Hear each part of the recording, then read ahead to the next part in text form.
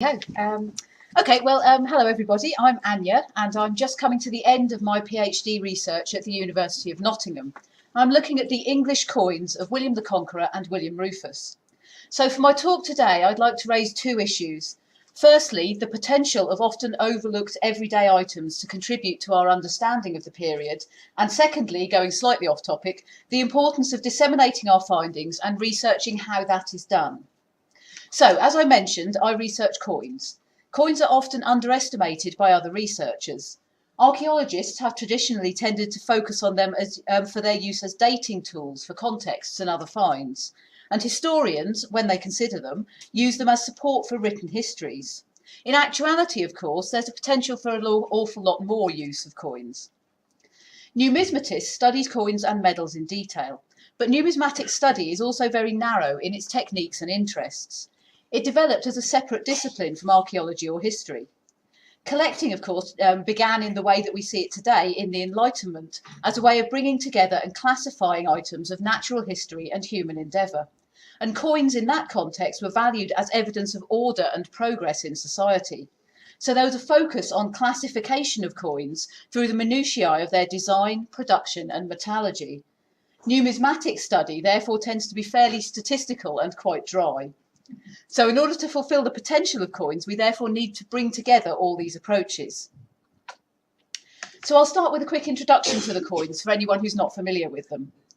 English coins of the early medieval period follow a very well-established pattern.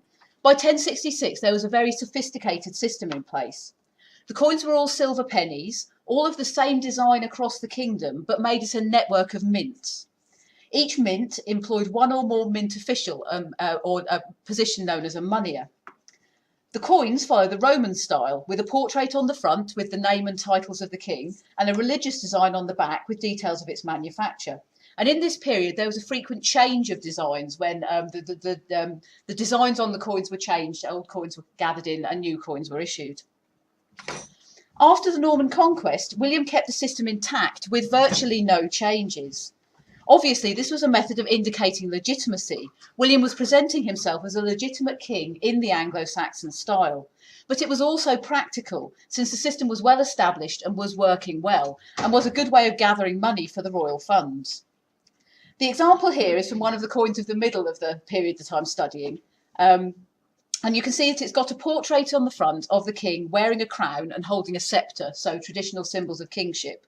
And then there's a cross as the main design on the back. I've highlighted the inscriptions to make them a little bit easier to read. So both the front and back inscriptions have what we call an initial cross, which I've highlighted in yellow. And this is just a little cross to mark where the start of the inscription is. The inscription on the front reads Wilhelm Rex with a runic W, which looks rather like a P, so obviously translates as King William. The inscription on the back reads Godwine on DRBI, again with a runic W. So that translates as Godwin at Derby. So for this particular coin, we know that it was minted at the mint in Derby by the moneyer named Godwin. After the Norman conquest, William also kept the frequent changes of design of coins, and there are 13 different coin types in the name of King William, so we can estimate when those changes were made. Therefore, for each coin, we know when and where it was made and by whom, so there's great potential to reveal detailed information about the kingdom in the early Norman period, and I'll give you a few examples from my research. With a large data set of coins, each located to its production town, we can look for patterns in the physical properties, for example, the weight of the coins. And the weight of the coins suggests that there were clear differences in different parts of the kingdom.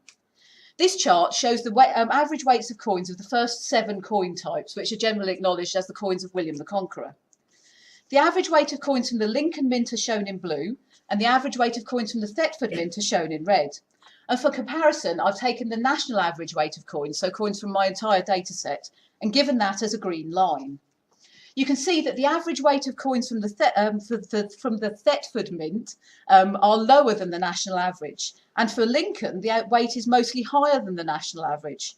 And even where it's not higher than the national average, the weight of coins from the Lincoln Mint is still noticeably higher than the weight of coins from Thetford. The weight of coins from the Norwich Mint are similar to those from Thetford, although I don't have as many coins from the Norwich Mint, so the pattern isn't quite so clear. But this suggests that different weights were in use in different places, and possibly even that there were regional microeconomies within the wider economy of the kingdom after the Norman conquest.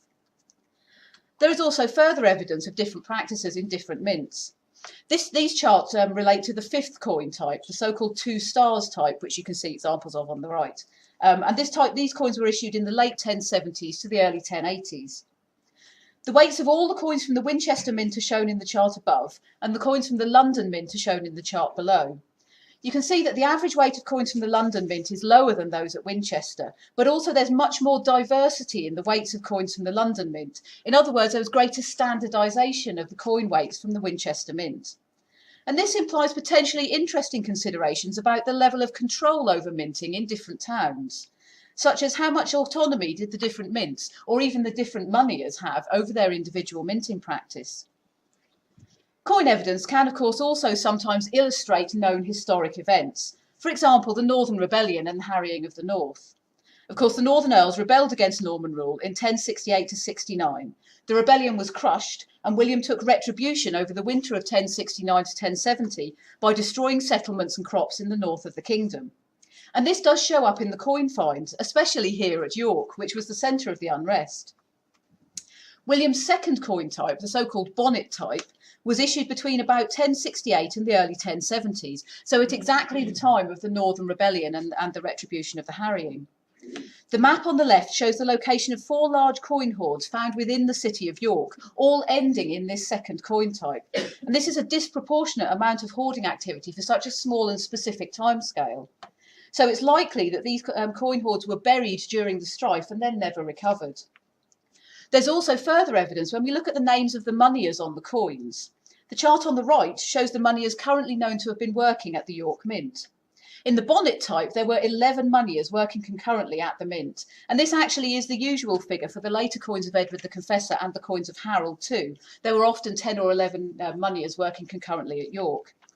However, for William's third coin type, the so-called canopy type, issued in the early to mid-1070s, we currently only know of 1 moneyer working at the York Mint, a chap named Uthgrim. Now, 3 more of the York moneyers do turn up again in coin type 4 and another one in coin type 5. So it may be that all 5 of those moneyers were working for the whole time and we just haven't found their coins yet. But it may also be that minting almost ceased in the aftermath of the harrying of the North. And it's certainly true that the Mint of York was never as big or powerful again. The output from the Mint was reduced, and the normal number of concurrent moneyers from that period onwards was from then on only 4. So whereas previous to the rebellion, there were usually 10 or 11 moneyers working at York, afterwards there were usually only 4 or 5. Since the moneyers are named on the coins, we can sometimes find out stories of individual men.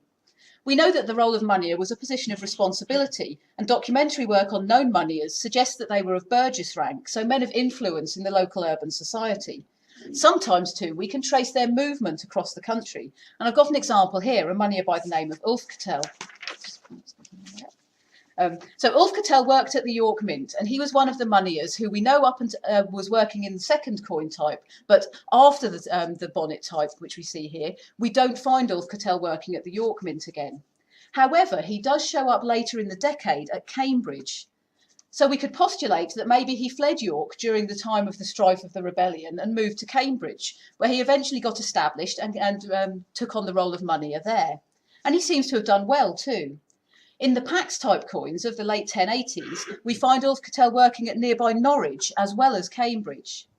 Now, of course, it might not necessarily be the same man, but the name Ulfketel is not particularly common in this period, so there is some likelihood that it's either the same individual or at least a member of the same moneyer family as the Ulfketel who was working at York earlier.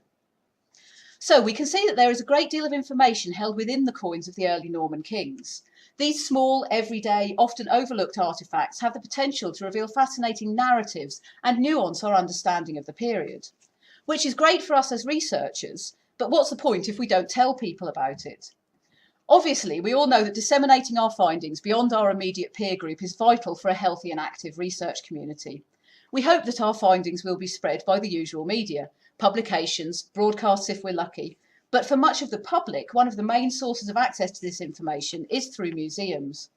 And I feel that it's almost as important for us to research the public representation of our period as it is to research the documentary and material history. There are various representations of the Norman conquest in the heritage sector, of course. Most chronological history displays mention the conquest, but few go into any detail. And representation of the actual period of Norman rule in England is actually fairly scarce. It's mostly covered by sites with a specific Norman link, such as Norwich Castle or Battle Abbey. In many more general museums, it is skimmed over or even entirely missing. The bottom picture on this slide here is from the Museum of Liverpool. I've used it quite a lot because it really makes me smile. It's mostly probably down to coincidence, but what you can see here is a chronological timeline which runs across two display cases. The first case goes up to 1066 and the second case starts at 1207. So Norman England is in the gap. It's physically missing from this display.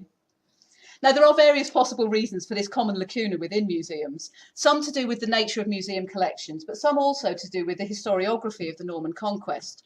And this is fascinating and worth investigating. There is clearly a complex relationship between the material culture that we can use as a source for our research and the organisations which hold and care for it. And when it comes to coins, there's a whole set of extra issues. Curators consider coins to be difficult.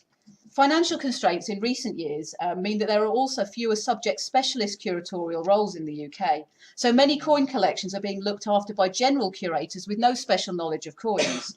And coins do indeed have certain issues.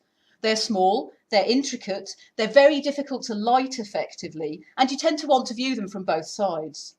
There's a perception also that coins need a lot of interpretation in order to actually access the information held within them. And there's an additional problem. As John Ornstein puts it in his review of the British Museum Money Gallery, there's a feeling that the public often find coins small and boring. And when you look at traditional displays, such as those two at the top of this slide, you can really see why. Although I have to say, I do love the photograph of the military chap pointing out his medal collection.